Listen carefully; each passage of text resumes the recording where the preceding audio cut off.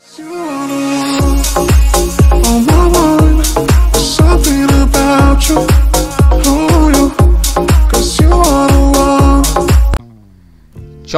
শিল্পীদের সংগঠন বাংলাদেশ চলচ্চিত্র শিল্পী সমিতির নির্বাচনের ফলাফল স্থগিত করেছেন আদালত।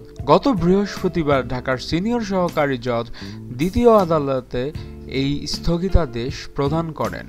খবরটি দেশের সব গণমাধ্যমেই প্রকাশিত হয়, কিন্তু আদালতের নিষেধাজ্ঞা সত্ত্বেও কাল শুক্রবার বিকেল 4:30টার দিকে শপথ গ্রহণ অনুষ্ঠান শুরু হয়। নবনির্বাচিত কমিটির 2 জন সদস্য বাদে নির্বাচন কমিশনার মন্তাজুর রহমান আকবর বিজ্ঞ আদালতের প্রতি সম্মান জানিয়ে শুক্রবার শপথ গ্রহণ অনুষ্ঠান স্থগিতের কথা গণমাধ্যমে জানিয়েছিলেন, কিন্তু কাল শুক্রবার বিকেলে সাংবাদিকদের শপথ গ্রহণ অনুষ্ঠান হবে বলেও তিনি জানান। শপথ গ্রহণ অনুষ্ঠানে থাকায় তার বক্তব্য জানা যায়নি।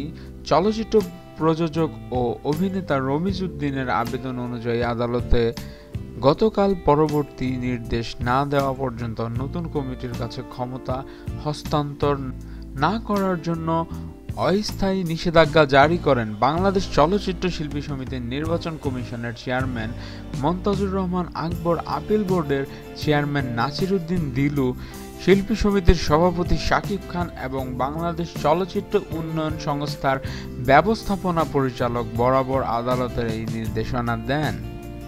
আমাদের ভিডিও ভালো লেগে থাকলে চ্যানেলটি সাবস্ক্রাইব করতে ভুলবেন না। ধন্যবাদ।